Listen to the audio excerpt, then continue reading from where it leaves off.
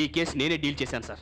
AC coach attendant Sambayya ఇచ్చిన సాక్ష్యం ప్రకారం జరీనాని ఈ నలుగురు అమానుషంగా రేప్ చేసి చంపేసి ట్రైన్లోంచి విసిరేశారు సార్. జరీనా శవం చూసి ఆమె తండ్రి హెడ్ కానిస్టేబుల్ భాష గుండె ఆగి చనిపోయారు సార్. దారుణం సార్.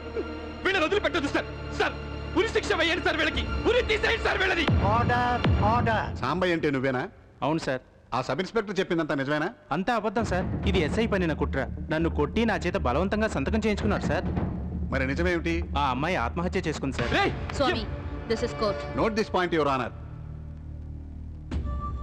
అసలు ఏం జరిగింది? సార్ ఆ అమ్మాయి S9 బోగి ఎక్కబోతూ ఏసీ కోచ్ ఎక్కేసింది సార్. అంతలో సెల్ ఫోన్ మోగింది సార్. బాయ్ ఫ్రెండ్తో సెల్ ఫోన్లో మాట్లాడుతూ యూ రాస్కెల్, ప్రేమించి మోసం చేస్తావా అంటూ సెల్ ఫోన్ విసిరి కొట్టింది సార్. ట్రైన్లో నుంచి దూకపోయింది. నేను ఆపాలని ఎంతో ప్రయత్నించాను. ఆ పెనుగులాటలో ఆ అమ్మాయి ఉంగరం నా చేతికి వచ్చేసింది సార్. ట్రైన్ నుండి అమ్మాయి దూకేసింది సార్.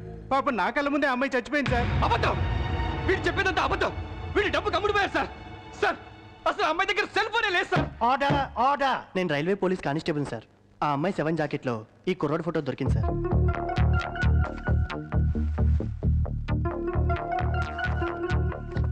నేను రైల్వే సూపరింటెండెంట్ అండి. మా రిజర్వేషన్ చార్ట్ ప్రకారం ఈ నలుగురు కుర్రాళ్ళు ఆ రోజు ఏసీ కోచ్లో ట్రావెల్ చేయలేదు. I'm doctor Venkatrao. Zarina dead బాడీని నేనే పోస్ట్ మార్టం చేశాను. చనిపోయే నాటికి ఆ అమ్మాయి 3వ నెల గర్భవతి. ఇవ్వండి పోస్ట్ మార్టం రిపోర్ట్స్.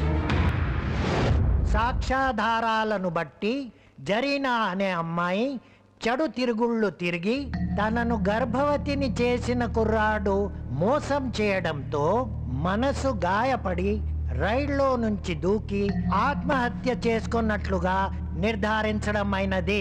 ఈ నలుగురు యువకులను నిర్దోషులుగా విడుదల చేయడం అయినది. మీ వల్లే, అంతా మీ వల్లే. ఆ నలుగురు కుర్రాళ్ళు ఉరికమ్మో ఎక్కకుండా తప్పించుకోవడానికి కారణం మీరు. అవును, అయితే ఏంది? అయితే వా, ఎంత కూల్గా చెప్పారు మేడం.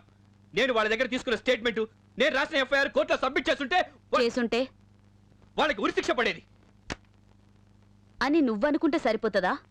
పిచ్చోడా, పోలీస్ డిపార్ట్మెంట్ అంటే కేవలం నువ్వు నేను కాదు. నా పైన ఓ ఆఫీసర్ ఉన్నాడు, వాడిపైన ఇంకొకడు, ఇంకా పైన ఇంకొకడు, వీళ్ళందరిపైన మన బాబు, అదే హోమ్ మినిస్టర్.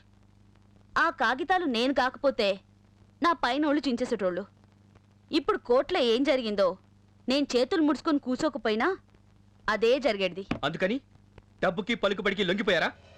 నిజం చెప్పండి మేడం. వాళ్ళు మిమ్మల్ని ఎంత కొనేశారు, మీరు మీ అంతరాత్మని ఎంత కమ్మేశారు? ఎవరి గురించి ఎవరి దగ్గర ఏం మాట్లాడుతున్నావు? ఏందిరా నీకు తెలిసిన ధర్మం? ఏంది నువ్వు చేసే న్యాయం? న్యాయం కళ్లకు గంతలు కట్టేసిండ్రురా. గుడ్డిదైపోయింది. ధర్మం ఒంటి కాలు మీద కుంటుతోంది. మంచితనం చచ్చిపోయింది. పచ్చ నోటు ప్రపంచాన్ని శాసిస్తోంది. ధనవంతుడిదే రాజ్యం, బలవంతుడిదే భోజ్యం. ఆవేశపడితే ఏం సాధిస్తావు? ఆహుతైపోవుడు తప్ప.